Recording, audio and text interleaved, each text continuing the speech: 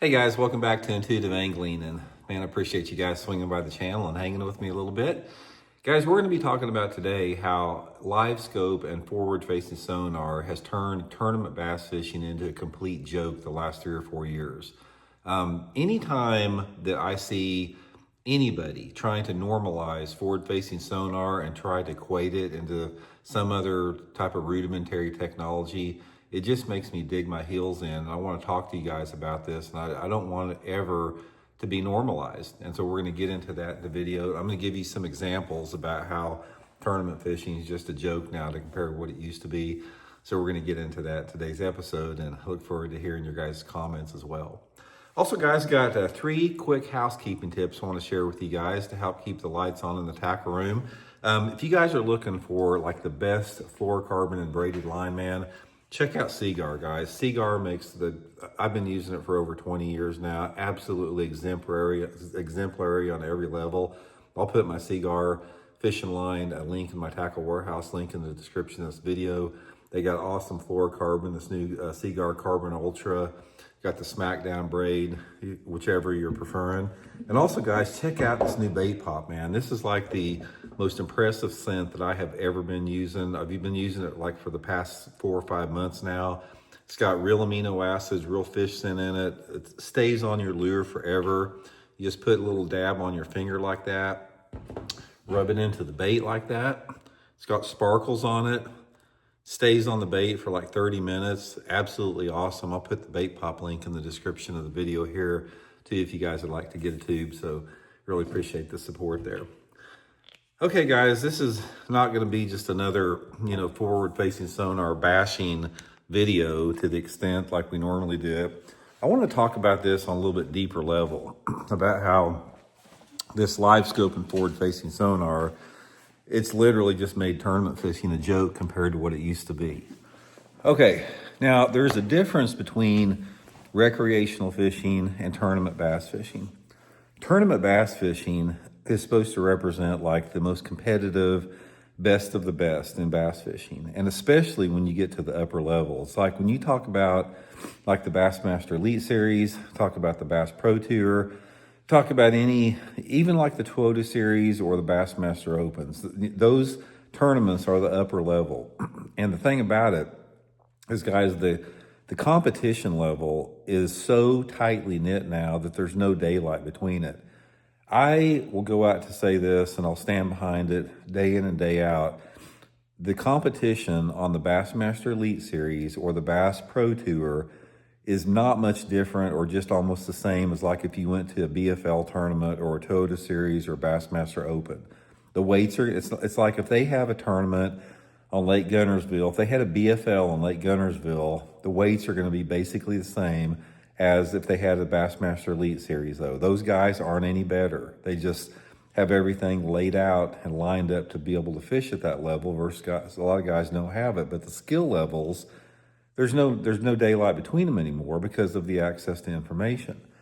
So given that, one of the things that you have to realize in tournament fishing is that it should be tough. It's like tournament bass fishing at the very marquee level should be harder than anything else. Because let me give you an example with golf.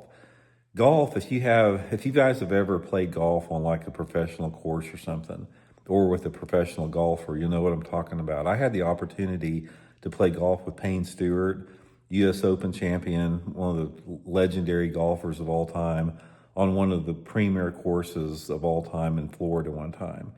And when you're around somebody like that, when you're around a professional golfer and you're right next to somebody of Payne Stewart's caliber of golf on a championship type course, you can't imagine the skill level and how difficult it is. Because on a professional course, let's say, for example, you got a pro course at 7,200 yards. A weekend course may be something like 5,000 yards. So professionals are playing a course many times is like 2,000 to 3,000 yards longer than the average golfer. And then like the roughs are cut, a little bit different, a little bit longer. There's more hazards. It's tough. And they make it that way on purpose. They make it tough for professional golfers because they're professionals. And the professional golfers will shoot better on that tough condition than most average golfers will on a much easier course. It's much shorter. This is the way that it should be in professional bass fishing. Professional bass fishing should not be allowed to have the crutch of forward-facing sonar, because this is what makes it a joke. It's like when you take somebody that's supposed to be the marquee level 1% of the bass anglers in the world, and you give them a piece of technology that basically eliminates the entire precipice, the entire point of fishing, which is fishing to find fish, and you let the electronic technology actually find those fish for you and show you how, they're reacting to your bait, and show you where they're moving, showing your bait in the water. What is that? I mean, how can anybody that has any level of critical thinking skills say that's not a joke? It's a joke for a professional fisherman to have a piece of technology that shows them the fish, that shows them where the fish are at, that shows them how the fish are moving, that shows them how the fish are reacting to their lure, that shows them their lure falling next to the fish. That is not fishing to find fish. Therefore, you have insulted what professional fishing is by allowing that technology in the sport. Therefore, it is officially a joke anymore. Tournament fishing on the pure level. Let me tell you how this should go as far as competitive tournament fishing on the professional level. Now, there's a difference between a club tournament, or a buddy bass tournament or something like that. When you're talking about setting the bar for professional bass fishing tournaments, there should be the foundation for that is that it should be difficult. You should be on some of the toughest fisheries in the country. You should have limitations imposed on you that make it more difficult than the average angler. It should be hard for you to compete at that level. And fundamentally, the number one thing that every professional angler on that level should be a master at is you have to be a master at the nuances of bass personality and mood and behavior and seasonal patterns and seasonal movements, to the point where you know exactly where to go and you fish to find those fish. And that's what we have lost. And that's what makes tournament fishing a joke now, is because we don't fish to find fish anymore. We let the electronics do that. And a lot of people say, all right, you go back to cane poles, or you got power poles or whatever. Guys, don't ever try to equate any piece of technology. I don't care if it's down imaging, side imaging, spot lock, trolling motor. Don't try to equate any of that to forward-facing sonar, because it's not even in the same universe. That's like trying to equate a BB gun to a thermonuclear bomb or something. There's just not any comparison with it. And that's what the mainstream bass fishing world has tried to do. They're trying as hard as they can to normalize forward-facing sonar as it being just, another tool and just the next evolution within bass fishing, and it's not.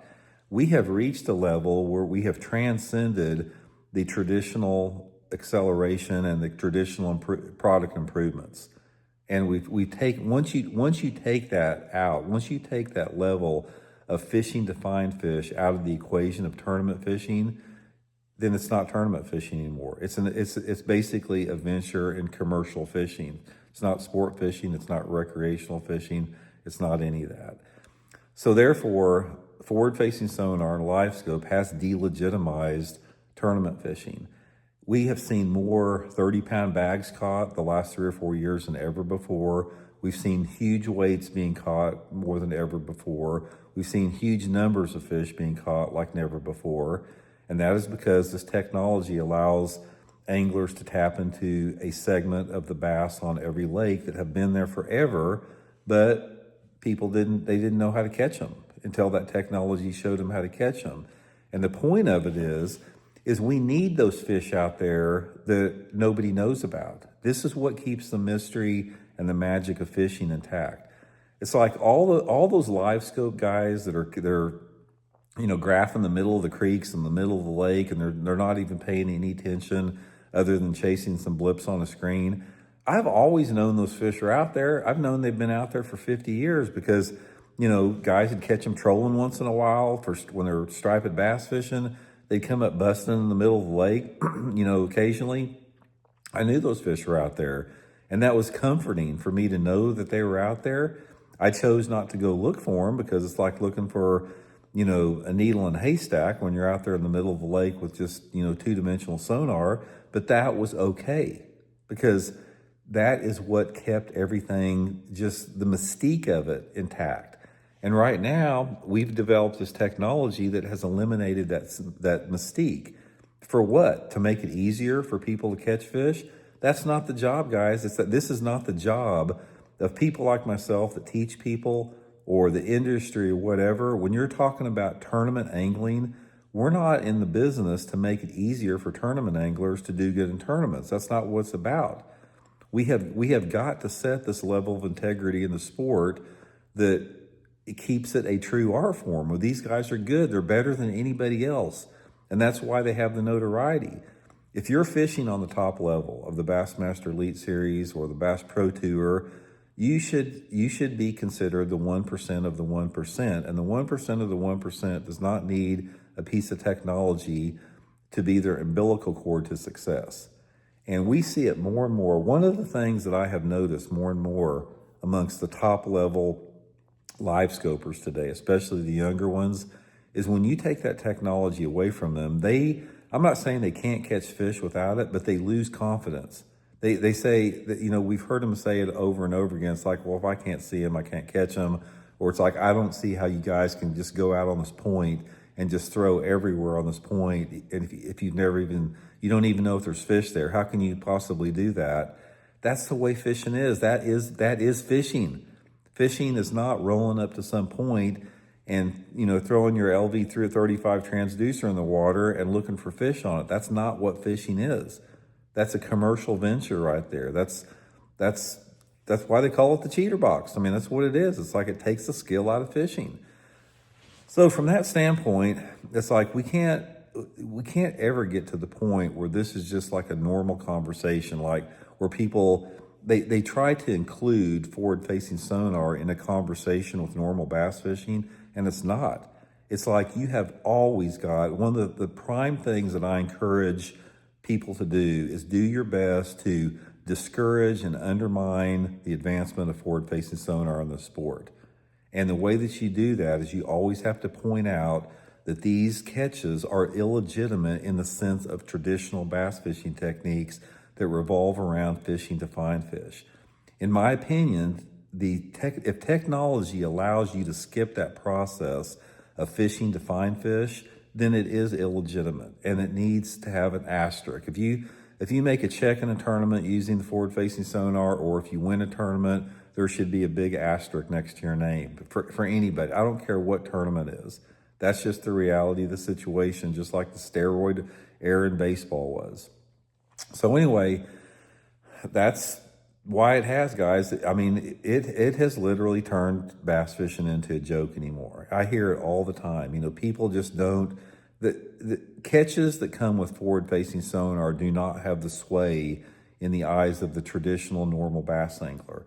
If you're a hardcore scoper and you don't have any problem whatsoever with any limitations on technology, then you probably can't comprehend what a lot of people think that are, concerned about that and aware about it. And like I always talk about, guys, this is just kindergarten. It's like we have seen the influence of forward-facing sonar over the past 3 to 5 years and what it's done to the sport and how it's completely changed the face of the sport for the worst. Put another 20 years on it. Just imagine that, guys. You figure these electronic companies, that they know that they're making bank on this, and they know that they've got a piece of equipment that they're sucking a lot of people into throwing down $5,000 or $6,000 on, making bank. They're making big bucks. Do you think they're going to stop? Do you think they're going to be satisfied with the LV-34 transducer and the traditional Livescope? I guarantee they're working their balls off right now to try to advance this technology to the next bigger and better thing. Excuse me. And obviously, the next step, the next horizon you're going to get into that is with the AI integration within this technology. And we don't have any adults in the room. There's no regulations, guys. There's no safeguards. It's just a free-for-all. The conservation departments have failed the country on this in a very disappointing way. I'm extremely disappointed in the fisheries managers and the conservation departments for dragging their feet on this. Don't rely on the tournament organizations to do the right thing. NPFL has been the only organization that has. All these half measures that MLF and Bassmaster have done, that's what it is. It's a half measure, because you're still legitimizing this type of destructive technology that is a joke by even allowing it at half of the tournaments, or for one period, or for 3 hours a day, or whatever. So I don't know, guys, just keep up the fight. You know, that's one of the things that people that have a vested interest in forward-facing sonar, they are hoping that people will get worn out bitching and complaining about it. But don't ever, guys, don't ever sacrifice the integrity of the sport for what we've seen. The sacrifice has been the last few years with it. Just keep fighting the good fight. You know, come over to the light here on the good side. And I welcome everybody to do that wants to join the fight with me. So we'll talk later.